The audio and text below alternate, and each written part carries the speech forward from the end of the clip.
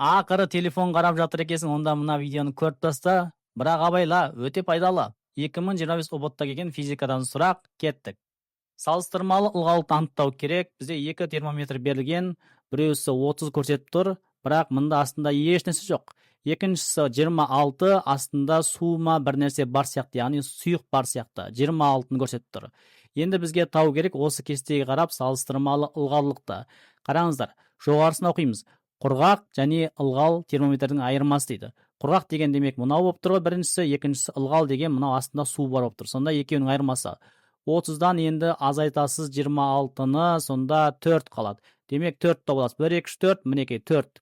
Екіншісі сол жақта оқимыз, құрғақ термометрдің көрсеткіші дейді. Құрғақ термометр деген қайсет бағана біз? Сол жағындағы 30 көрсетіп тұр. Демек 30.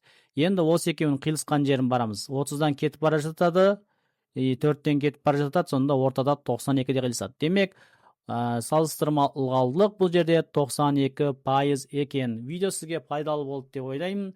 Жазда бос жатқанша пайдалы видеоларды көріп, ақырындап күніне 1+ болса да қоссам болады. Ол үшін жай ғана менің Instagram, Telegram парақшама тіркеліп алыңыз.